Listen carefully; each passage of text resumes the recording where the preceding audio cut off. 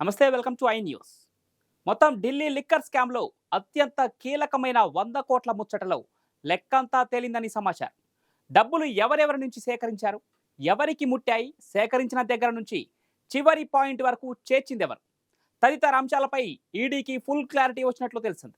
MLC కవితను Delhi CM కేజ్రీవాల్ను విచారించిన ED మొత్తం జరిగిన తతంగం ఏంటి అనే విషయంలో సంపూర్ణ స్పష్టతకు వచ్చినట్లు తెలిసింది.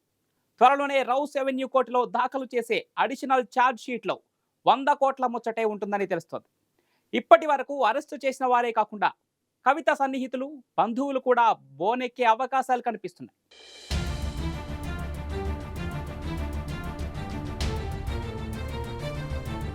కవితను కేజ్రీవాల్ ను కస్టడీలోకి తీసుకుని విచారిస్తున్న ఈడీ అధికారులు అత్యంత కీలకమైన విషయాలపై పూర్తి స్పష్టతకు వచ్చినట్లు తెలిసింది. ఢిల్లీ లిక్కర్ స్కామ్ కు సంబంధించి సిబిఐ అధికారులు నేరపూరిత కుట్రకోణం నుంచి దర్యాప్తు చేస్తుండగా ఈడీ అధికారులు ప్రధానంగా 100 కోట్ల చేతులు మారిన అంశంపై దృష్టి కేంద్రీకరించారు. మనీ లాండరింగ్ వ్యతిరేక చట్టం ఏఎంఎల్ఏ చట్టం కిందనే కేసులు నమోదు చేసి నిందితులను అరెస్టు చేసిన ఈడీ అధికారులు విచారణను కొనసాగిస్తున్నారు. ఢిల్లీలో లిక్కర్ షాపులు పొందేందుకు సౌత్ గ్రూప్ నుంచి 100 కోట్ల ముందస్తు ముడుపులు ఆమ్ ఆద్మీ పార్టీకి ముట్టాయన్నది ఈడీ ప్రధాన ఆరోపణ. ఈ ఆరోపణలకు సంబంధించిన సాక్ష్యాధారాలు సేకరించడం మీదనే ఈడీ మొదటి నుంచి పనిచేస్తోంది. ఇప్పటికే అనేక మంది వ్యాపారులు, మధ్యవర్తులు, మనీష్ సిసోడియాతో పాటు పలువురు ప్రజా ప్రతినిధులను ఈడీ ప్రశ్నించింది. వారిలో కొందరు ఈడీకి అప్రూవర్స్ గా మారి జరిగినట్లు చెప్పినట్లు సమాచారం. వారు జరిపిన వాట్సాప్ చాట్ను కూడా ధృవీకరించినట్లు తెలిసింది. ఈ విషయాలను కూడా ఈడీ ఇప్పటికీ కోర్టుకు తెలిపింది. ఇప్పుడు చివరిగా ఎమ్మెల్సీ కవితను ఢిల్లీ సీఎం కేజ్రీవాల్ ను ఈడీ ప్రశ్నిస్తుంది. ఇప్పటికీ తాము సేకరించిన వివరాలను, ఆధారాలను వారి ముందు పెట్టి మరీ ప్రశ్నలు సంధించినట్లు తెలిసింది. కవిత ఎప్పుడెప్పుడు ఎవరెవరిని కలిసింది, ఎవరితో ఏం మాట్లాడింది, ఎప్పుడు ఎక్కడికి పోయింది తదితర అంశాలపై తమ వద్ద ఉన్న ఆధారాలను ఈడీ అధికారులు చూపించారని సమాచారం. గతంలో వాట్సాప్ చాట్లు, ఫోన్ సంభాషణలు జరిపిన ఫోన్లను ఎందుకు ఫార్మాట్ చేయాల్సి వచ్చిందని కూడా అడిగినట్లు తెలిసింది. ఈ విచారణ ద్వారా అత్యంత కీలకమైన 100 కోట్ల నల్లధనం చెలామణిపై సమాచారం అంతా వచ్చినట్లు సమాచారం. కవితను విచారించిన సందర్భంగానే కేసుకు సంబంధించి మరికొన్ని పేర్లు బయటకు రావడం, వారు కవిత బంధువులని తేలడం, వారిని కూడా విచారణకు పిలవడంతో ఏం జరిగిందనే దానిపై స్పష్టత వచ్చినట్లు ఢిల్లీ వర్గాలు చెబుతున్నాయి.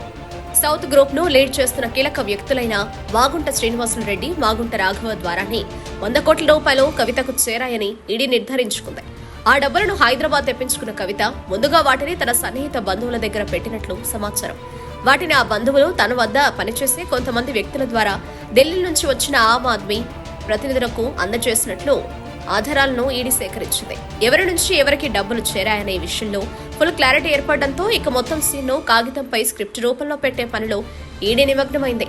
పనిలో పనిగా హైదరాబాద్ కు చేరిన డబ్బులను తమ వద్ద పెట్టుకుని ఢిల్లీ నుంచి వచ్చిన వారికి ఇచ్చిన వారిని కూడా ఈడీ గుర్తించినట్టు తెలిసింది. మొత్తం కథను, ఇందులో సూత్రధారులు, పాత్రధారులను నిర్ధారించుకున్న ఈడీ తాజాగా మరో 2-3 కూడా ఈ కేసులో నిందితులుగా పేర్కొంటుందని తెలిసింది. కవిత ఆడపడుచు కుమారుడు మేక శరణ్ కొత్తగా వెలుగులోకి రావడం కవిత విచారణ ఫలితమే అంటున్నారు. కవిత, కేజ్రీవాల్ విచారణ ముగిసిన తర్వాత కోర్టులో అదనపు ఛార్జిషీట్ దాఖలు చేసే అవకాశం ఉంది. వారం రోజుల్లోపే మొత్తం కథను ఈడీ కోర్టుకు నివేదించనుంది. ఆ తర్వాతనే రౌస్ అవెన్యూ కోర్టు రెగ్యులర్ విచారణ చేపడుతుందని సమాచారం. ఆప్కు ముందస్తు ముడుపులు చెల్లించిన కవిత తిరిగి వాటిని ఎలా రాబట్టుకోవాలనే విషయంలో కూడా తగిన ప్లాన్తో ఉన్నారని ఈడీ ఇప్పటికే తెలిపింది. తన బినామీ అయిన అరుణ్ రామచంద్ర పిళ్ళై ద్వారా ఢిల్లీలో హోల్సేల్ లిక్కర్ వ్యాపారం పొందే ఇండో స్పిరిట్ లో కవిత భాగస్వామైందని ఈడీ పేర్కొంది. ఇండో స్పిరిట్ లో 32.5% వాటాలు కవితకు ఉన్నాయని తేల్చింది.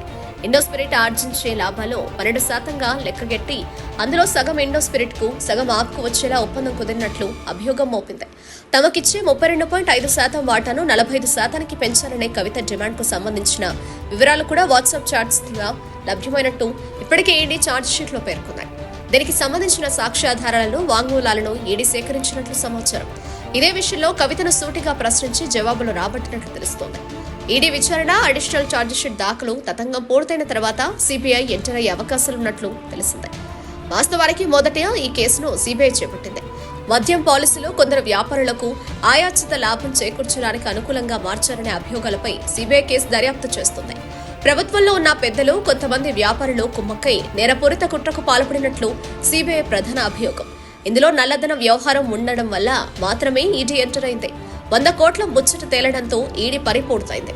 ఇక నేరపూరిత కుట్రలో భాగస్వాములు ఎవరు అనే విషయంలో సిబిఐ కూడా దర్యాప్తు కొనసాగించే అవకాశం ఉంది.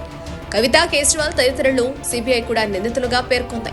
వారిని సిబిఐ ప్రశ్నించి మరిన్ని వివరాలు రాబట్టే అవకాశం ఉంది. ఈ తతంగం అంతా ముగిసే వరకు చాలా రోజులే పట్టే అవకాశం ఉన్నట్లు సమాచారం.